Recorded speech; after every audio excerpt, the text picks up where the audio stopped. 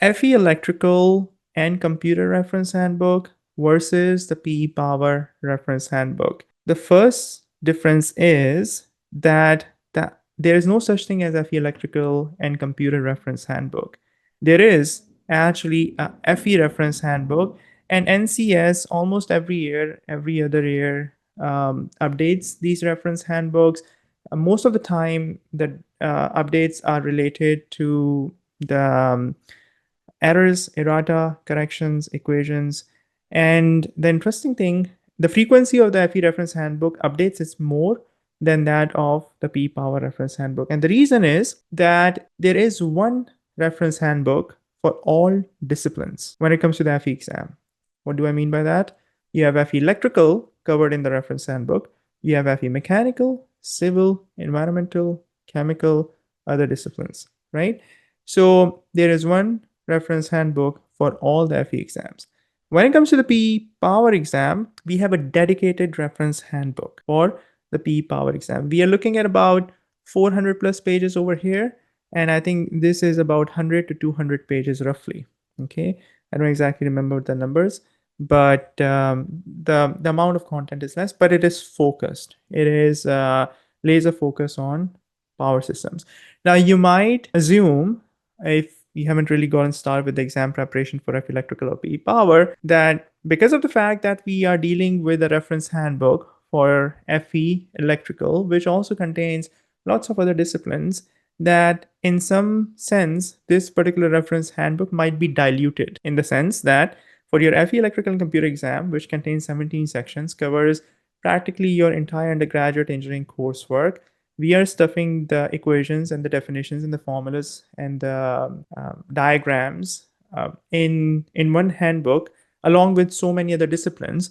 So there might not be as much content to work with, but that's not true. It's actually almost opposite, 180 degrees, in the sense that the FE reference handbook, despite being relatively general, right, and having only a couple of tabs in the entire reference handbook that apply to FE electrical and all the remaining tabs apply to other disciplines, is actually a great resource for your exam, in the sense that if you want to do a comparison side by side, again, pull up the exam, the sample exam. So we have NCS sample FE electrical, okay, the FE exam, and then we have the PE exam, sample exam, which is available in the PDF format as well from their website. You're going to find that as you work through mathematics, for example, if there's a question on matrices, the equations are there for you in the reference handbook for FE electrical, right? If there's a question on properties of electrical materials, KCL, KVL, all the fundamental equations are for the most part, and the definitions in a very neatly organized manner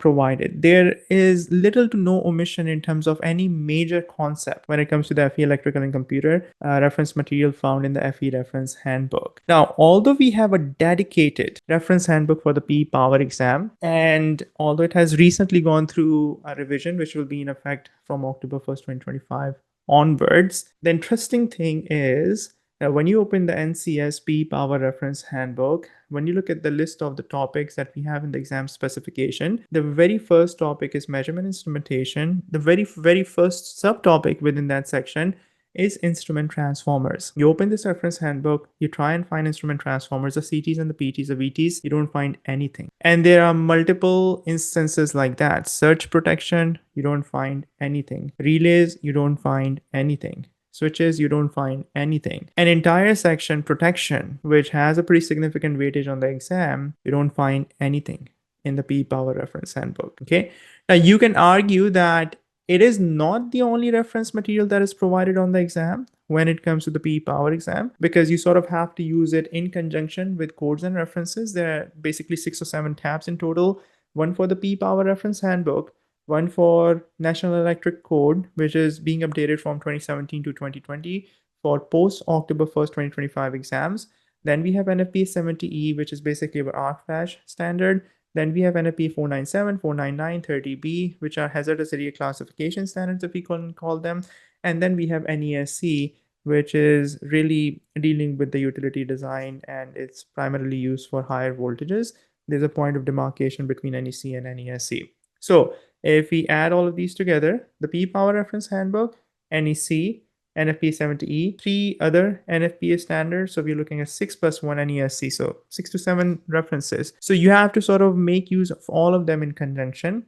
And it does not really make your life easier to have additional references. And the codes and standards, NEC is about 800 pages.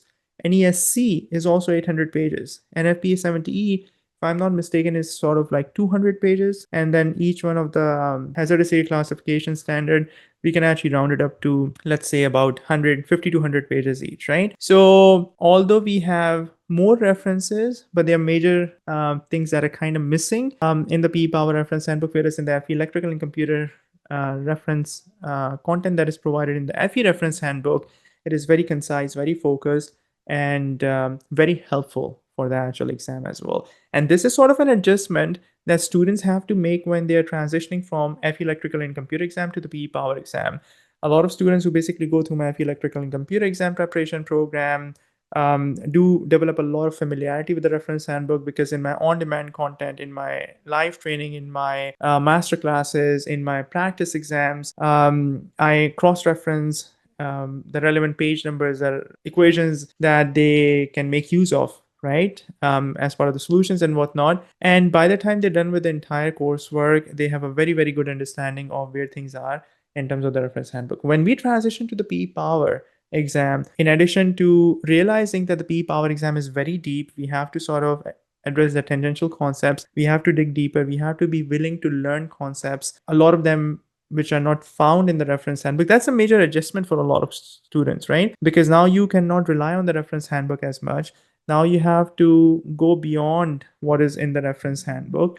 You have to sort of be comfortable with concepts and ideas that need to be cross-linked and that are adjacent, tangential, and that's a big change for a lot of students. But in the PE Power program, for example, I mentioned the instrument transformers. The very first topic which is missing in the reference handbook completely for PE Power, I have a 5-part lecture series in my program. Part number 1 for instrument transformers, part 2, part 3, part 4, part 5. I basically deal with error ratings of CTs. I deal with the burden calculations, excitation curve, the knee point, the different types of CTs, their applications, safety considerations, and whatnot. So much so that folks who actually have been working in the industry in production and control setting environment, they basically tell me that even after years of experience, they've learned a lot from the content that is in the program. So this is the kind of adjustment that we have to make, and pros and cons for each one of them, obviously. With the FE Electrical Reference Handbook and the FE exam in general, it's a little bit higher level, but a lot of content to cover.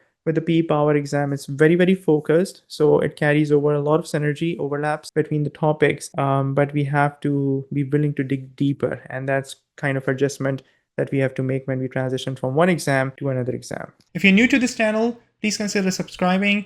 On a weekly basis, I'm creating content for FE Electrical and PE Power exam preparation. I also discuss topics related to electrical engineering with a focus on power systems engineering.